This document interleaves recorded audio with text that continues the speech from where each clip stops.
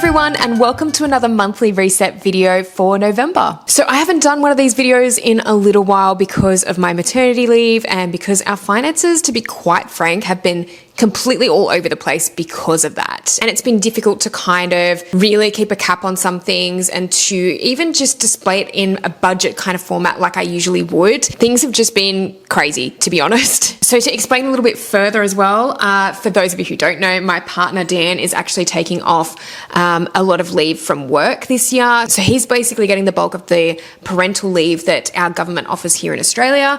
And it ended up just being easier that way because I'm self-employed. I have to jump through a few more hoops as well to get those payments if I was to, but also I can't really step away from my business completely for 6 months. I couldn't really do that. I felt that it was a lot easier for Dan to actually take that time off. But the other thing with Dan as well is that his work was willing to pitch in for the remainder of his salary each month. So not only does he get the minimum wage payments that we would receive from the government during that time, he would also get that top up from his work, which would essentially mean that he's getting his normal salary. And then I'm also free to kind of like take on the work that I need to take on as well. So that's why things have been a little bit all over the place. I think there was also a bit of a mishap with his work in terms of just financials and how it was all paid out. So things are going to look a little bit maybe not the norm, I guess, in this budget spreadsheet. And things are going to look a little bit different too because we're actually paying a new mortgage now. We have moved into our new home. As you can see behind me, the place does look a little bit different and we'll be paying this house off now. So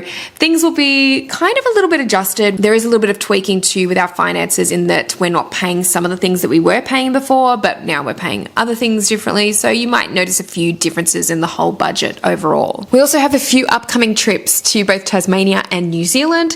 So those are a couple of places that we'll be having to, I guess, put aside some money for, but at the same time, being that things are kind of unpredictable during this time of, you know, having the maternity leave, I'm sort of still having partial maternity leave. Like I'm only working a couple of days a week. My workload has been reduced. So I feel like it's important at the moment to not allocate money too much to certain places. We're sort of like putting the bulk of it into one account at the moment and reaching there if we need it for certain things, or if, for example, I fall short a little bit month with earnings while taking a bit more time off, then we know that we've got money there set aside. So it's kind of like one giant emergency fund at the moment that we're more so using instead of separate funds that we would usually do, especially for savings. And you'll probably see that in the spreadsheet too, where I usually have that allocated to certain savings accounts. We're not really doing that at this time. And before we get started with budgeting for November, I just want to let you guys know as well that I am using the CoPlenty template. So if you are interested in purchasing those, there is a link in the description box below. It is an affiliate link, so I do earn a small commission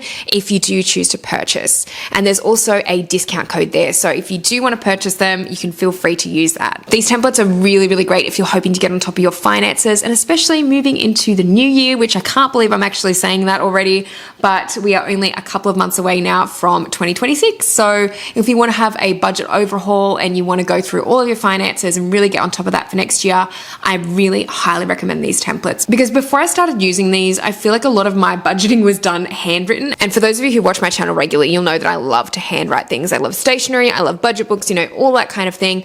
But I will say with budgeting in particular and financials, I do prefer this method of using more of a spreadsheet format because I feel like it really covers everything. Handwritten budgeting doesn't quite hit the same way. So I will say that this is my preferred method of seeing everything laid out, which is a really, really good method. I'll also just say if you do hear any bass in the background or thumping and music, it is not coming from our place. We actually are living in kind of a new area where there's a lot of construction going around and a lot of the tradies have music blaring from basically 6:30 in the morning. So our next door neighbor, we don't really know who's going to be moving in there, but their house is actually being built and that's where the music's currently coming from. So if you do hear that, I apologize. But in terms of anything else based around our financials that is kind of new, there's not really a lot going on apart from those couple of trips. The fact that our income's a little bit up and down at the moment, of course, with maternity, paternity leave, and then there's also the fact that we're in a new house as well. So we're going to get stuck into it. I'm not going to be reviewing the previous month that I budgeted for, which actually was October. I did budget for that, but again, the spreadsheet is a little bit all over the place for that particular month because last month, again, being postpartum, being that there were so many medical appointments and things, like things weren't actually written down exactly for last month. So I feel that we're going to start afresh in November And I'm not going to go through, I think it was August was the last one that I did, maybe back in July, potentially. I actually can't remember. That was before I had my baby, and that was a long time ago now, I feel. So we're just going to start afresh, like I said, with November and get stuck into it. Okay, so here we are in the month of November. So I've already pre-filled most of the budget so far. I tried to be a little bit more on top of it for this month because going away and all the rest of it kind of was early November, and I wanted to make sure that when I did this video that everything was kind of in order and I didn't have to spend 8 years filming the video, because it's already hard enough trying to find time at the moment to film. Obviously with little Bub and obviously with construction and that going next door, it's very hard to find times where it's relatively quiet as well to film. So this is one of those times, and I wanted to make sure I was prepared. So diving into November, let's have a little look at the financial overview. So our expected income for November is around $7.5 grand, $7,610. That is combined income with me and Dan at the moment. So Dan's income at the moment for this month is only going to be $3,200, and that's not his full pay, and that's because of that mishap that I spoke about before with his work paying incorrectly at some point. So there had to be less than he's paid this month to even it out or something. So basically that is going to be his income for the month. My income is going to be kind of like varied this month. I have a few different things going on with sponsorships. I also have my YouTube payment. I am basically roughly estimating at about $200 at the moment. Retouching work, I have quite a bit planned for November as well. And we actually had some reimbursements already come in for November. And that was unexpected. That was some medical reimbursements. So unexpected, and going to treat that as a little bit of extra income for this month, which is great. So we're sort of looking at a relatively decent month. It's still going to be a bit of a break-even month, especially with some of our expenses coming out this month and what is going to be kind of like happening. But if we move over to the bill side of things, you'll see that everything's pretty much the same there. Electricity, internet, pet insurance, car insurance, home and contents, council rates, gas, water, rego. Everything's pretty much the same there. We have since switched our internet, so I think it's a little bit more, but we are getting a much better speed for that. So that's actually something that has changed from our previous budgets. And our electricity, I'm budgeting as like a roughly the same amount as our previous place, although it could be a little bit higher. We have been using our ducted air conditioning, which we finally have here, which is great. So I think that is going to be a little bit higher for this month, but we'll just go with it for now. So looking at the subscriptions and memberships, these are all subscriptions for my business. The ones that are actually highlighted in blue are all business subscriptions. So they're pretty much all the same with the exception of Adobe. Oh my God, what a jump that was. About $10 nearly a month for my jump in my Photoshop and Lightroom subscription, which is wild. It's so expensive.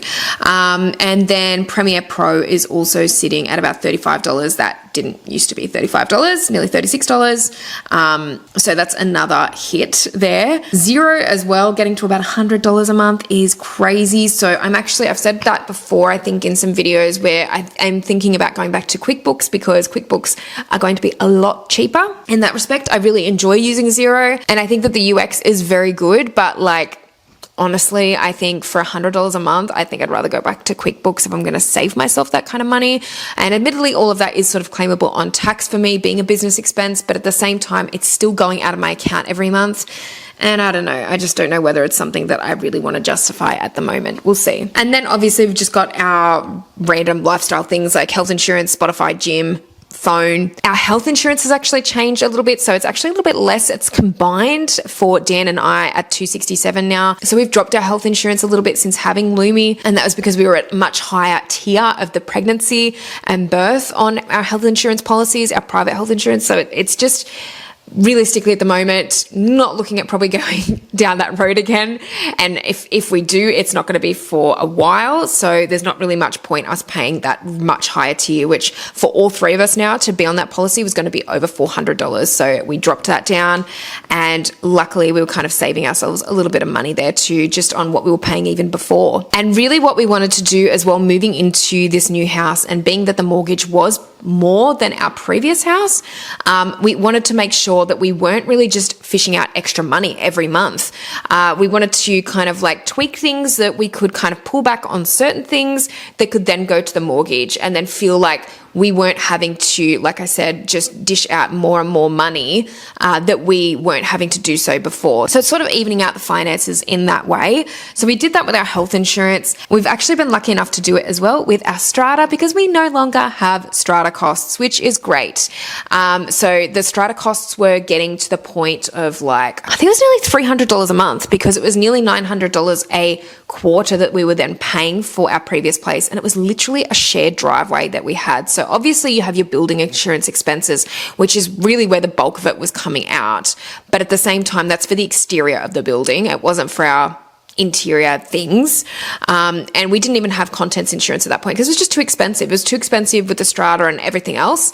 Now we don't have to pay that $300 a month, but we are paying $164 in home and contents insurance. But at the same time, we're getting our contents insured as well, whereas we weren't getting that before.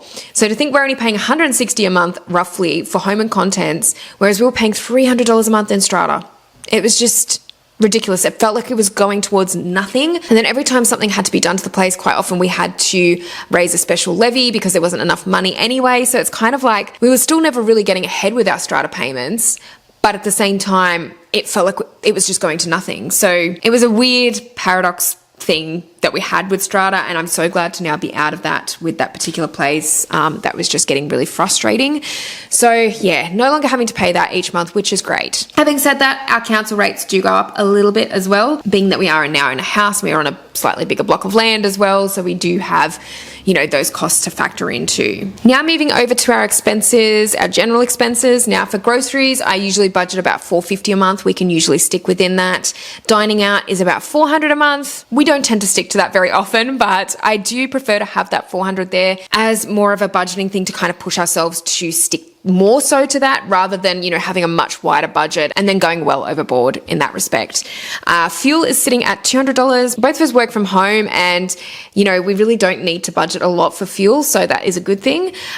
Gifts, we're sort of sticking to about $100 for the month. We got a couple of birthdays. Pets, we're going to stick to $150. That's our usual. And health and medical is at $150 as well.